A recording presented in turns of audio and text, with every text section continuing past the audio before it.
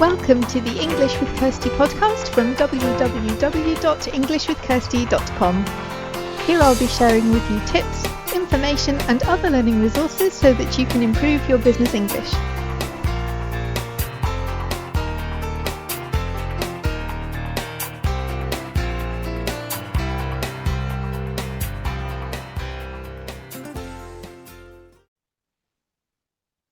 Hi everyone, and welcome back to the English with Kirsty podcast. And today I have another guest, somebody who hasn't been on the podcast before.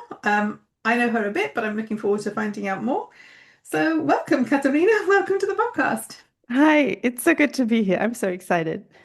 Yeah, I'm excited to hear what you've got to share with us. But first, let's start by finding out who you are. So maybe you can tell people who you are and what roles languages have played in your life so far. Um, I'm Katharina. I'm a German translator specializing in women's health, mental health, and the art legal content. I'm working from English and French into German, and I am passionate about making complex medical information more accessible to everyone because I feel like that saying knowledge is power is really true.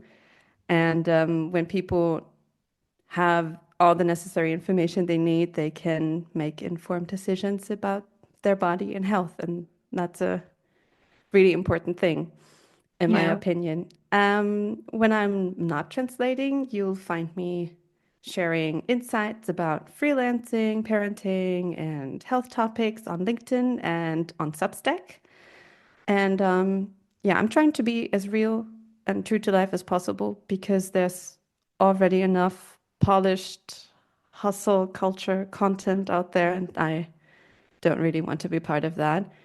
And yeah, languages have always been a very big part of my life for as long as I can remember. Um, when I was a kid, I used to play around with sounds, and as soon as I learned how to write, I would make up like writing systems and call them a Wow. language, like secret languages, to communicate with friends, for example, to share like secret notes and stuff like that. That's cool. And yeah, I'm as the true millennial I am, I was completely fascinated with the world of Harry Potter, and I really wanted to learn English because of that.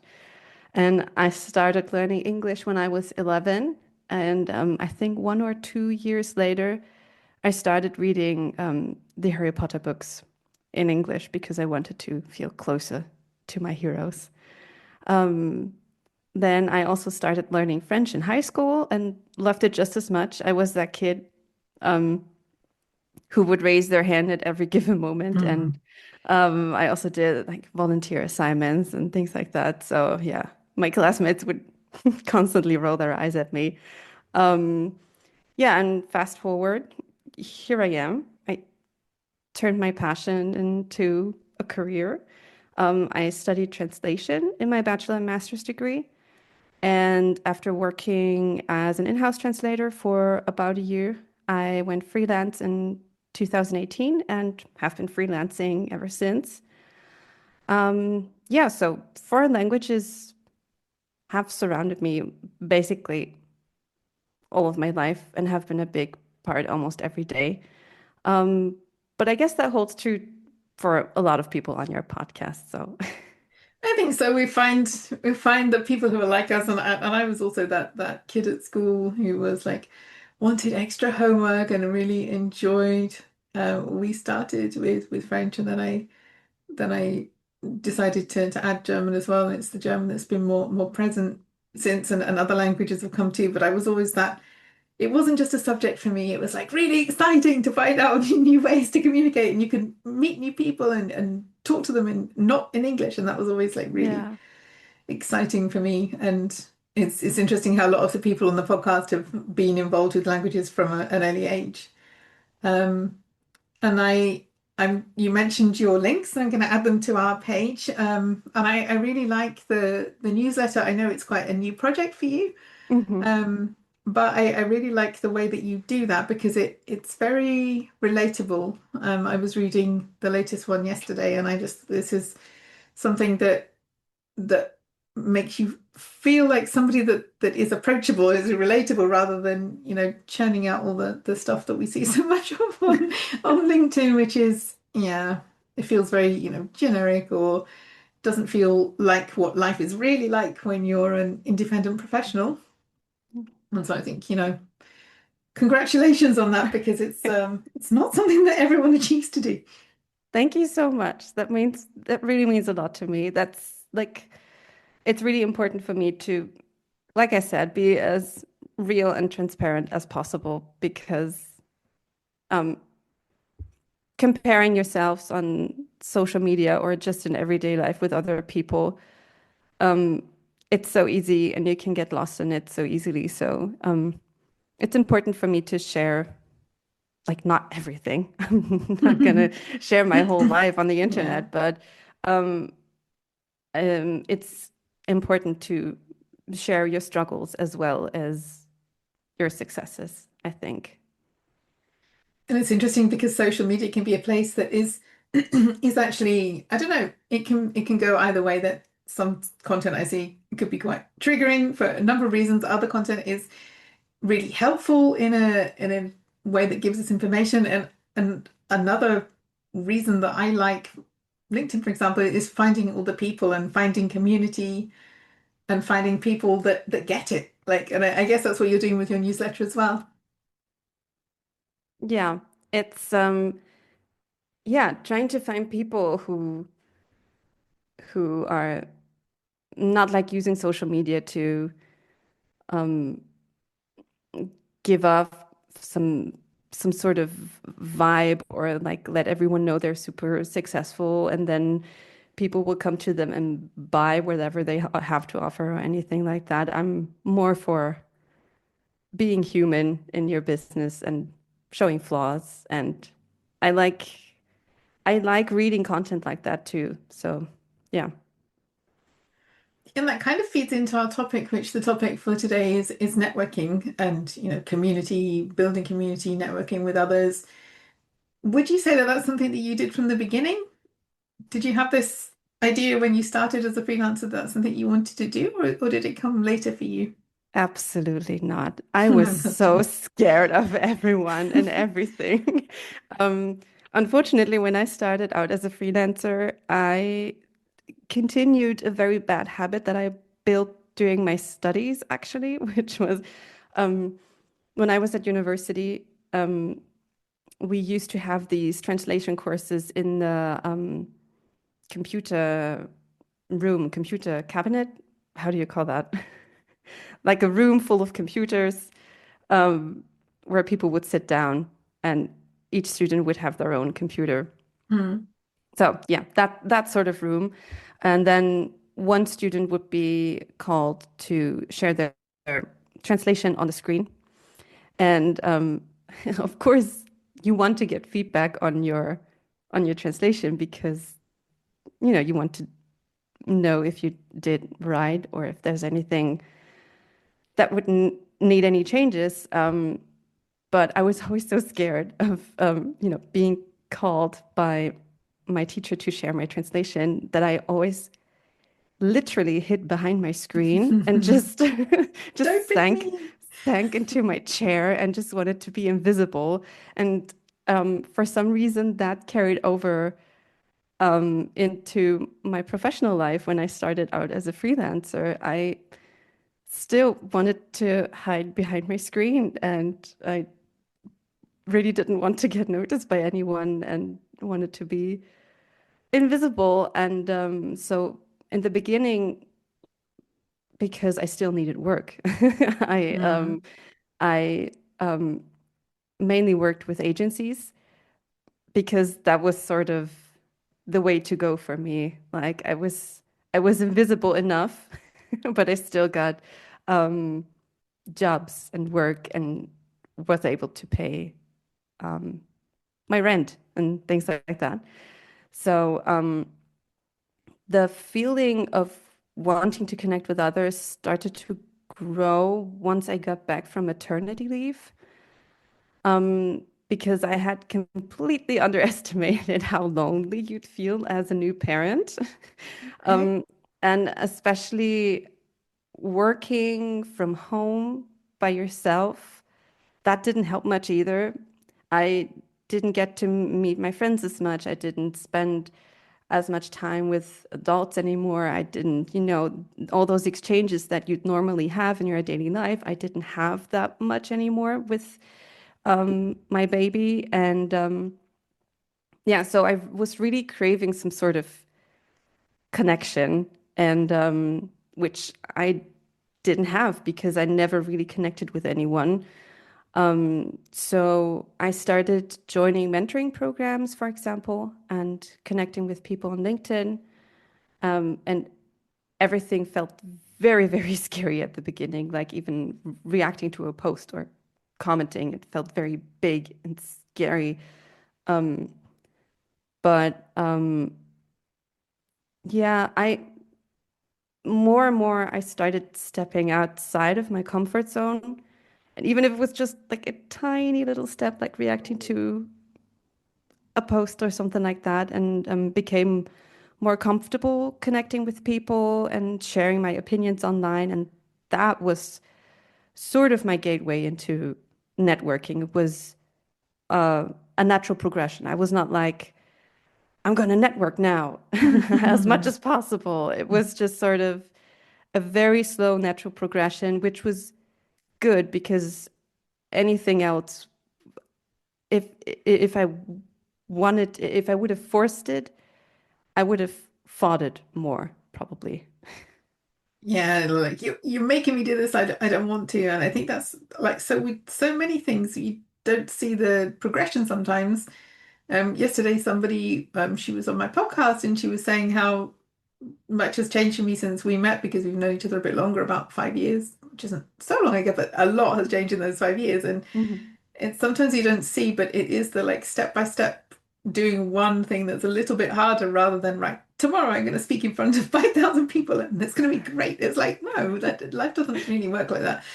Um, I think for me, my journey with networking was a bit different because at the beginning, I didn't think about it. I was just too busy I really wanted to make it work with my business when I started. And I was, I would have benefited from some people who were a bit further down the road than me, but I didn't really know where to find them. So I just kind of got my head down and got on with it on my own. So that happened. And then by the time I realized it would be good to have some people around, it was quite hard for me to find them, people that made sense, um, either because they were not doing what I was doing or because they were more local businesses where Mm. mine is international, but it's not huge. So going to something where there's lots of international massive businesses doesn't work either. Yeah. So I had to really kind of hunt around and now I have my own networking sessions, the networking for language professionals, and I really enjoy all the people that I meet through that. I'm still open to others, especially not in English, because I think that would be really good for me. But I once I realized, for me, I realized I wanted to do it and I just wasn't finding what I was looking for. And so I Yeah. think that's interesting because on my quest to find networking that I enjoyed, I went to lots of different things and people were doing good work. I'm not saying that they weren't, but they didn't work for me. But I think part of Mhm. this, the problem with this term networking is that it means so many different things to different people, and that is good because we are all different and we work differently. But I think for some people who maybe didn't have a great experience at networking because it was too formal, too salesy, too pushy, too early, because Mm. some people like to meet at 7 o'clock in the morning. I cannot do that. It's just not okay. Yeah. Even something like the time can make it or break it for you. Oh, But absolutely. Yeah. sometimes, I mean, did you have this experience? So once you decided you wanted to network with people more, did you have this like, okay, what do I actually like phase or? Mm, yes. Well, for the longest time, I just thought that networking was absolutely not for me because I had this sort of outdated view of networking, I guess, Mm, um, where like where there are like big events and people put on their suits. And then there's lots of business talk and lots of keywords, buzzwords floating around and just look professional and act professional. And that really scared me because, yeah, I don't have like two personas. Like, I don't have a Yeah. business persona and a private life persona. They're both the same person. So, I always felt like I wouldn't fit in with these kinds of events. And I guess they're still existing, and I guess there are people who are benefiting from them.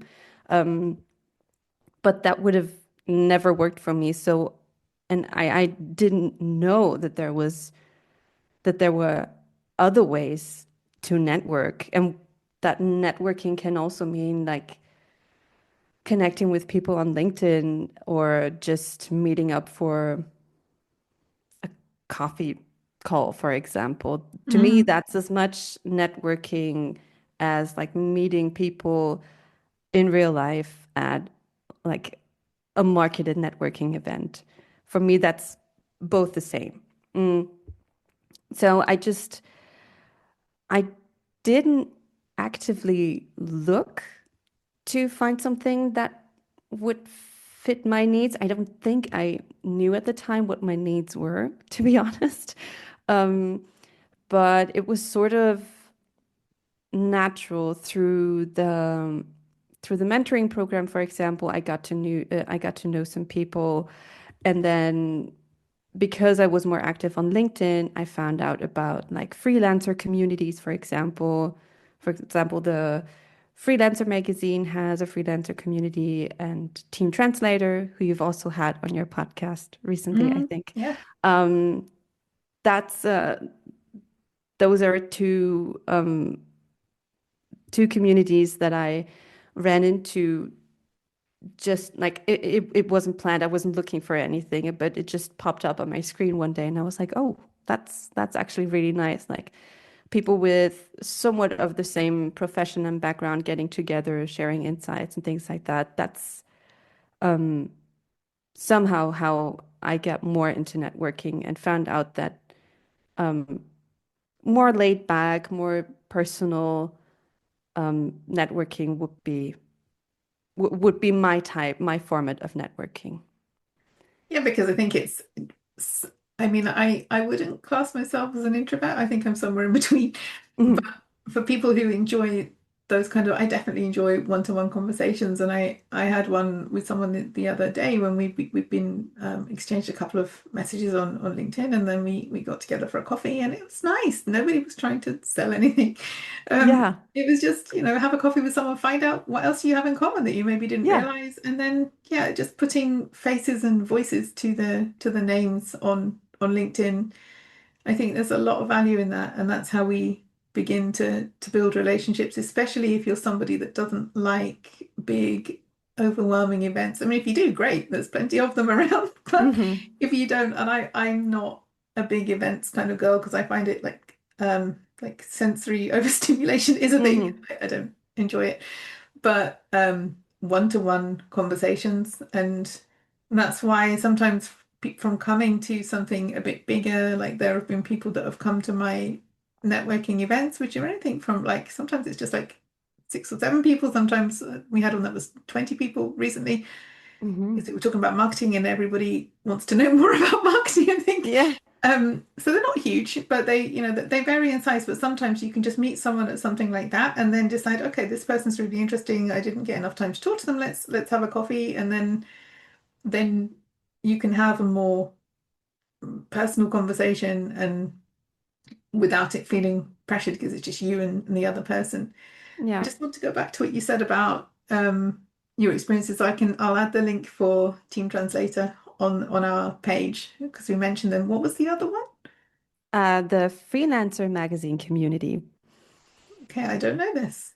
That's the freelancer magazine is like a magazine that I think comes out every 3 months, and they have a very big community with like mostly creative freelancers, I think, but there are also a lot of people working in the language and translation industry that are um, part of that community.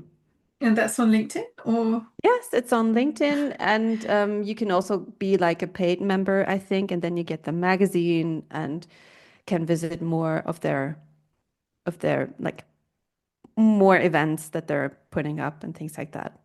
and that's in English? That's in English, yeah. Okay. Oh, well, I want to look into that for myself. I'm interested. And Yeah. either inside or like during the podcast or afterwards, if you're aware of anything in German that is similar, I would like to know. So if you or Um, any of the listeners know for actually, or we're talking in the podcast, if any of the listeners know about anything similar to this in German, then yeah, let me know because I'm interested for me. I will add the yeah. link to the show notes page as well. I'm trying to think of something in German, but oh shoot, I can't think of anything. That's fine. I mean, that's why I started the German networking, to be honest, because like, well, partly because it was a challenge for me, and maybe we'll go into this a bit later about, networking in an additional language is challenging. Running a networking meeting in a different language is challenging. But I'll come back to that. But it is the reason why I did the German one, because I wasn't finding what I was looking for. So I thought, okay, Mm. well, we already have the English ones, and the format would work in German as well, of course. So let's do it. I really Uh, like that you were just like, I'm not finding what I'm looking for. I'm just gonna do it myself. I really like that. That's kind of how the networking started in the first place, to be honest, Yeah. my networking meetings. But yeah, sometimes you can complain that the thing doesn't exist, or you can get over your fear of, because there is some fear for me, Yeah. at least. It's much easier in your first language. Yeah, But that's true. And I obviously, really liked, sorry, yeah, no, carry on. I really liked what you said about like building a relationship with someone and building like a connection because that's you you don't just want to be surrounded by people who you know like very superficially and Mm. you need people around you that know you better and who you know better and um that's how you also like make a name for yourself, I guess. If you um build a relationship and a connection with people, then you're more likely to stay top of mind, probably, if they ever come across anything or anyone who would be interested in whatever you are offering without ever selling anything. So I thought that was like a nice gimmick to this whole networking thing. And obviously something is working because I was talking to someone a couple of weeks ago, and I mentioned your name because I thought that you would be a good contact, and she said, "Yeah, I know her already." So Oh, nice. yeah, it's It's working. kind of scary. I have to say, it's kind of scary when people start to know your name. Like I said, I always was the person hiding behind the screen, and now I am somewhat starting to get a name or like make a name in the industry, and people know who I am, and that's kind of scary, but also really nice because whatever I'm doing seems to be working somehow. But further back, you weren't like you started the story with like the child who was always putting her hand up, and like Yes. that's How did this that hiding happen? behind the screen that came later. But originally, that wasn't who you were. Yeah, that's true. It's the question is who was I really, right? Am I Mm. really the one hiding behind the screen or the one raising her hand all the time? Or maybe I'm both, depending on how comfortable I feel. Maybe you're both. Maybe you're somewhere in between. Yeah. So before we go on to the language specific aspects, what we've touched on it already, but what would you say are the benefits for us as independent professionals, as freelancers of networking? Like, why is it important for us as individuals and for the business? Um, I think it's pretty simple. People need to know you exist. Um, because if no one knows that you exist, how are people ever going to find out what you have to offer? Um, I know there's a lot of effort involved in networking, and that some people may be scared of putting a lot of effort into it and then not getting anything back in return. especially if you're still trying to figure out what kind of networking suits you and your needs. But I think it's an investment, it's a time investment that I think will eventually pay off. Not instantly, of course, Mm. but with time, when you build a network and people know what you're offering and that you're reliable and trusted, then people will get back to you at some point if they ever need your services. So I think it's an investment that will pay off eventually through recommendations or inbound projects or just through support. If you have a rough time, then there are people you can rely on that you can talk to, or even things like skills exchanges. You know, someone Mm. who can show you how to do something. These are all valuable things that can help you grow as a person and also as a business owner. And that is invaluable. I mean, like I have a regular skill exchange with someone and it's been going for a few years now, but we do different things for one another. She does something for me that I don't want to learn, but also physically can't do. But and Yeah, I yeah, I do something for her, and it's really nice that yeah. I mean, I believe if you're taking service from someone, yeah, it should be fair. You should we shouldn't always be working for free, but if there is an yeah, no. exchange that makes sense, that Hmm. you can both help each other, then why not? Because when you're working with colleagues, I often had times where I would do things for other people that wasn't my job necessarily, and that they do something for me. And like you find these exchanges, so why shouldn't we as freelancers do it as well?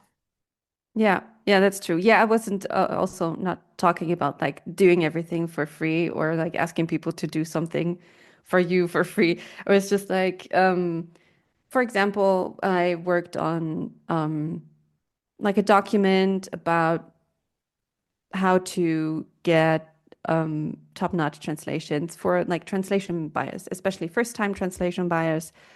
And so I wrote everything down and got it up and running. And then I asked a colleague, for example, if they could have a look at it for me with a fresh pair of eyes, Mm. because I already had worked so much on the document that I became, oblivious to any mistakes I had made, if it was typos or I don't know if I made myself clear enough or anything. So I asked a colleague if she would be able or if she would be willing to have a look over it. And yeah, she was really nice and she said yes. And so we did that. And I left her a recommendation, for example, on LinkedIn for that. Things like that, like just exchanges, helping each other out, supporting each other. Um, yeah, that's something I really like, especially about the translator community on LinkedIn. It's such a warm and welcoming space, and everyone just wants everyone to thrive, and there's no like competition or anything. And I really like that. It's such a warm place Mm. to me. It is, and I'm an imposter, but no, I know a lot of people from within the translation community now, and some of my customers are there too, and I end up in spaces where relevant topics are discussed because I want to learn more so that I can be more useful to my clients. But just the day to day, sharing, helping each other, and I find this is a really nice space to be on LinkedIn. So if anyone's listening and hasn't had great experiences in other parts of LinkedIn, I find well, obviously if it's relevant to you, but I find the translation community is a really friendly space. And Yes. also just helping like advice, like y you develop the relationships where you can go to people and say, oh, what do you think about this idea? Or this didn't work for me. Can you think of what I could do differently next time? Hmm. You can't just go up to a complete stranger. Well, you can, but yeah, there has to be something there to begin with. And Yeah. spending the time cultivating those relationships and really getting to know people helps you to find who will be those good people, like trusted colleagues. If we had colleagues, I guess they are kind of colleagues, aren't they? Even though we Hmm. don't work for the same company. But that's how Yeah. you find them. It doesn't come from one day to the next. It's because you've spent time in the past, both of you, developing that relationship. Yeah. So I was going to ask you about what you enjoy about networking, but is there anything else that we haven't? For me, it's the Um, people, but the conversations, what you can learn, and um, I guess what I like most about networking is that you feel less alone. I already mm, said that the main reason I started networking more was because I felt quite lonely. And yeah, it doesn't matter if it's like a DM exchange on LinkedIn or if you meet up online or in real life. You you just you're just able to make a connection with someone and then you automatically feel less alone. mm, And that's a really, really nice feeling for someone who, is working by themselves from their home. And yeah, I guess that's the part I enjoy most about I enjoy most about networking. yeah, yeah, me too. And sometimes you never know what will happen. Like some opportunities that you weren't looking for will come your way because of the That's a nice side conversation. effect, yeah. Yeah. What would you say is the best thing about networking? I think um the conversations, I feel like I have so many opportunities to learn new things, whether it's, about someone else's culture, because a lot of my networking is very international, or about something that will help me either as a person or as a business owner, or just seeing different perspectives, because I think sometimes we can get really hyper focused when we work alone on our what we're doing, our challenges, like in an Yeah. office, sometimes you have this distraction of finding out what happened to another colleague, or like, so sometimes we can get too in our head with the problems that, well, not problems necessarily, but just with what's going on. And I think it's really important, especially for us, to get different perspectives Yeah. to help us to be a bit more balanced and, to see things in a different way. Yeah, right. Because when you're working by yourself, there's like no one you can bounce ideas with or like exchange ideas with or Mm. like get some input from or a second opinion. And yeah, that's really valuable. And sometimes it's just like, well, why don't you try it? Oh, I didn't think of that. Like, it's like, Yeah, it's you just, been there. and honesty as well. Like, um, if you want to have an opinion about something that you're doing, but also accountability, because like we mentioned the German networking, but that was because I was saying, oh yeah, maybe I'll do that, and then so when are you going to do that? Like somebody asked me, so you're going to start in June or May, or like okay, I've said I'm going to do this now. So, and I am that person. If I've said I'm going to do it, I will do it, because, well, unless there's a really good reason not to. But like once I'm committed, I will see it through, which is why I take a bit longer to commit sometimes, because am I really going to do this? Do I really want this? Yeah. But if I've said yes, then I will do it. But sometimes if you said to someone else what you're going to do, then there's an accountability there that you think, okay, well, this is out there now in the world. I have to. Yes. Yeah, that's such a good point I hadn't actually thought about. But yes, I am very much a person who needs like some kind of accountability because I won't start anything. But, well, I will work on my projects, of course, but like apart from paid projects, it's hard for me to get started on anything because, imposter syndrome, perfectionism, whatever you want to Mm. call it. For example, that newsletter I started 2 months, a month back. That's, I need accountability. I need to talk to someone about something. And once I've said it out loud, it's easier to commit to it and actually go through with it. So yeah, that's actually a very valuable part of networking that you um, have someone who can nudge you. Did If you do the thing? How is it going with the whatever it is? But yeah, in a yeah, in a good way. But yeah, in a very good way. yeah, that's what gets things done. And I think Mhm. sometimes the things that we need most nudge with, like, are the things that take us out of our comfort zone in some way. Like maybe you with the newsletter, if you hadn't done one before.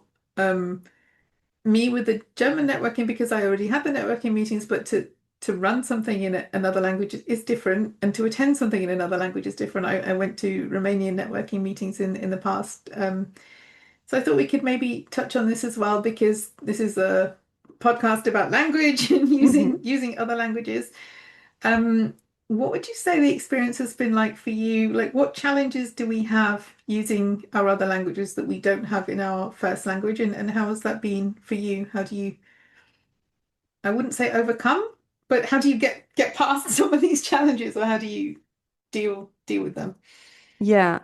So I do most of my networking in English, and that like networking in a foreign language can be very scary, especially I think especially if you work in the language industry because languages are bread and butter, and Hmm. we don't want to be seen as unprofessional because we're struggling to find the right words or something like that. But I found that most people are very welcoming and very appreciative when they find out that you're not speaking in your native language. And I think one of the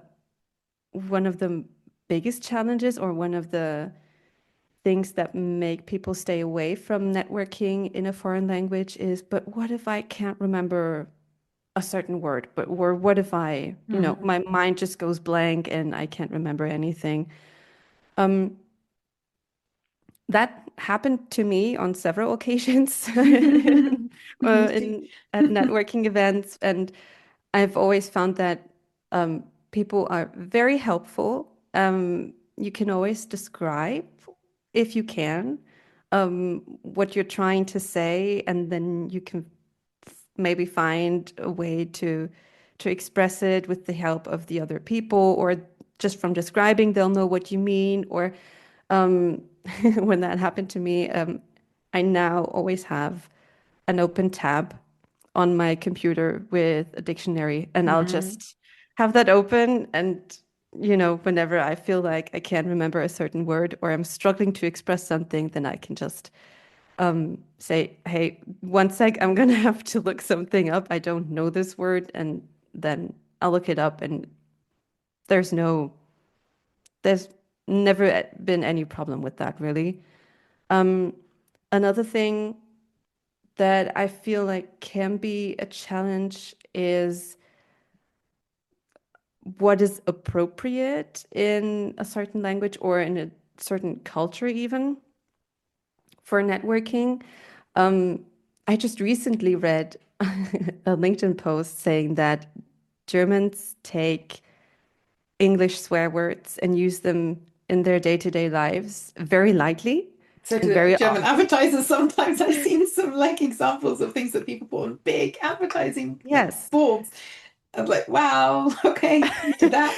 So I feel like, for example, the in German, like it's not as bad to say certain swear words. I think there are certain swear words that don't have a place anywhere, in my opinion, but like there are certain swear words you can get away with in German, even in a networking event. It depends on the networking event. But if it's more of an informal one, you may get away with it.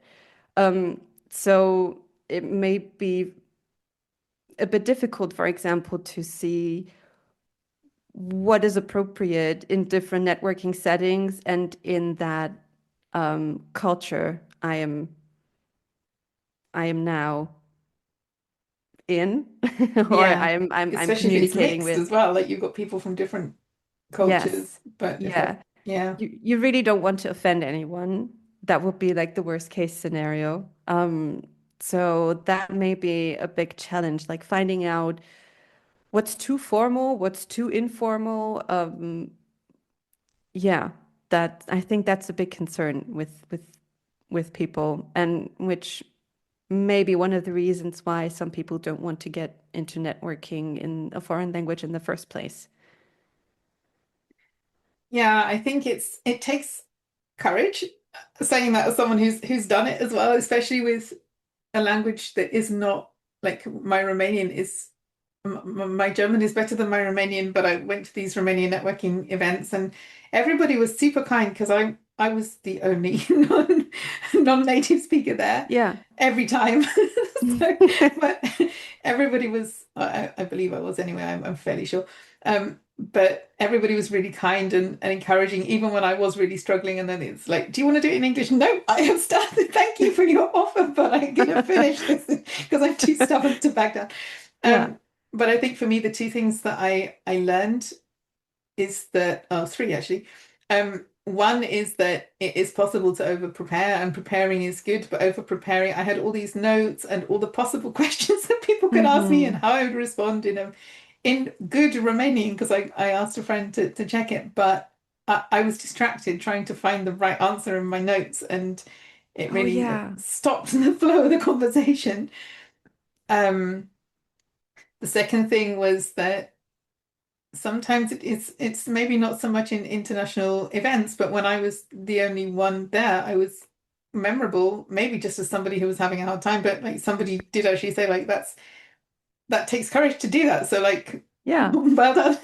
And but sometimes if you are memorable, whether it's because of using another language or because like I'm often the only person doing what I do in the events that I attend, like being memorable in a good way is not it's not a bad thing. And I said there were three things. What was the other thing? Ah, like don't overthink it because I was at an event in German and someone asked a question and my mind just went blank. I was like, I can't, it's not that I don't know it. I can't translate it. Mhm. I do not know the answer. I don't know what I would say. Yeah. And in English, I would just say, well, that's just, no one's asked me that before. I have no idea.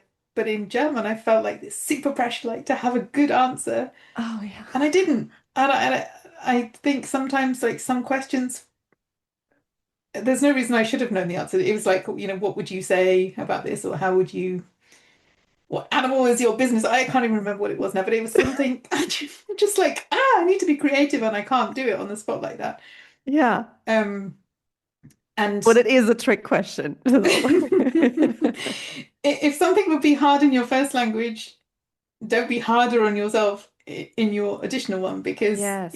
sometimes it's really hard to think of something on the spot, or even like what's your I don't know. I can't think of one now, but like sometimes people spring questions on you and it's okay not to have an answer sometimes, or Yeah. to say, can you come back, or can you come back to me? Or if it's a like a round where you're all giving an answer.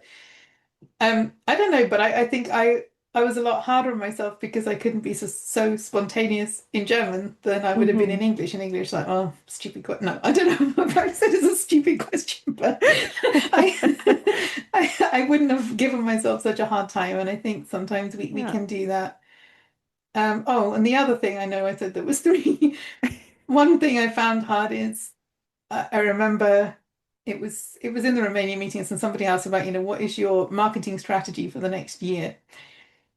And I did have one. I Yeah. didn't know what I was trying to do, and but it was like I know that I could explain that a lot more articulately in English, Mm. and I could sound like I know what I'm doing more. And it's sometimes bridging this gap between the version of you when you're talking confidently about something in one language and then finding not necessarily the words, but coming across in the same way. And Mm. that is a challenge, especially if it's a language that you're not using every day, or that's a newer language for me, like with Romanian. But if you don't speak any other language a lot, it can happen too. But the only way you're really going to push through that is to do it. And then the next time it's a Yeah. bit easier. Next time it might be harder because the question's harder, but like, overall it will get easier the more that you do it. Yeah. And you can sound confident and professional even when you use like simple vocabulary or simple Mm, sentence structures. There's always like I always have the feeling that people, when they're speaking in a foreign language, they always want to sound like eloquent, especially in a business scenario or in a mm. networking scenario, because they want to seem like professional, confident, whatever. But you can be confident and professional with just simple vocabulary, simple sentence structures. You don't have to put that much pressure on yourself.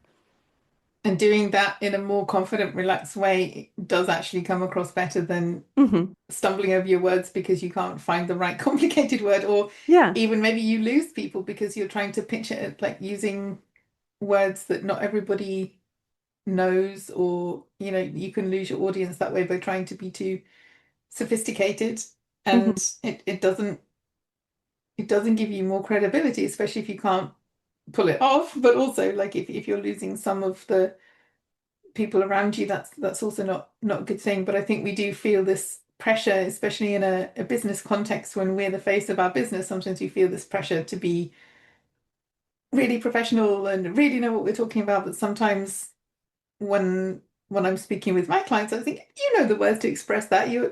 I think some people try to translate too much. Mhm. Like, what do I want to say, and now translate, because that's making your brain do extra work. Yeah. It is harder to think in another language, but if you are translating everything you want to say, that is a lot more work for your brain to do, and you will naturally use more complex structures in your first language, and so it will naturally be more complicated for you to then translate that into another language. So the the less you can do that, the better it will be. If it will Yeah. feel more natural if you can try to reduce this Yeah. translation that's going on. That's true. And it will get better with time, Mm. right? I mean, the more you practice it, the more comfortable you feel, and the more comfortable you feel um, trying out, I don't know, new vocabulary or new ways to express yourself. So, And also different people will, some people will really bring out will help you to feel more confident. I remember somebody, because we had breakout rooms with the Romanian group, and there was somebody that I worked with more frequently because we both attended pretty much every week. And I always felt like, oh, great, we're in the breakout room together. I can relax a bit more. And some people will help you to feel more calm. Some people will stress you out because I don't know, but you can't let yourself be affected so much by external things that you can't control. It's better to be, you know, confident in yourself and to know who you are. But there are definitely people who will make that process easier for you. mhm. Yeah, so I hope that we've encouraged if there were some Mhm. people who were more reluctant to look at networking, because as we've said, networking is so many different things. It can just be one-to-one. It doesn't have to be big. It can be online. It can be face-to-face. It can be even just starting by interacting with people. It doesn't even have to be speaking at the beginning. It can just be commenting on someone's post or liking it. It it has to be what's right for you. And nobody has to do it if you really don't want to, but there are a lot of benefits if you decide that you do want to give it a try. Yeah. Any final tips that you give? Um, I just say try out a few different formats, whether Mm. that's like online or in real life, or like co-working sessions, for example. I know that these exist as well. If you're a member of a professional association, for example, there are also ways to meet other people from that association and get together with them as well. So feel free to just look around and try out a few things and see what you like and what you don't like. And then, yeah, don't put too much pressure on it, I guess. Yeah, try and have fun. Yeah, yeah, it can be fun. It sounds, if you would have told me like a few years back that I'd find networking to be fun, yeah, I would have laughed at you, probably. Yeah, but and if there's an activity that you don't enjoy, you never have to do it again if you don't want to, or Yeah. like try and see why you didn't enjoy it. Maybe it was just right activity, wrong people, or you were just having a Mhm. bad day. But if you can find out what it was you didn't enjoy, then it's easier to try and um, find something else that would be more enjoyable for you. Yeah. And the links that you've mentioned, I will put them all in our show notes page. So if you want to come and check out the newsletter, I'll link that as well. And yeah, thank you for your time. Thank you for having this conversation with me, because I think it's a really important topic for all of us as freelancers or self-employed people. And yeah, I think it's something that it's easy to push things away when nobody's telling you you have to do them because we don't have a boss that's saying, "Oh, you need to go to networking for the company." Like it's something we have to choose to do if we do. But and so it's easier to push these things. "Yeah, I'll do it next week, next year, whenever." But it doesn't have to be scary. I think that's what I want to leave people with. Yeah, yeah, I second that. And thank you so much for having me. It was a real pleasure. No, it's been great, and hopefully you'll come back. I hope so too. Thank you. So have a great week, everyone, and we'll be back next week with another episode. I hope you enjoyed this episode of the English with Kirsty podcast. If you have any questions or comments, my email address is kirsty@englishwithkirsty.com, or you can go to www.englishwithkirsty.com/podcast, where you'll find information about the individual episodes.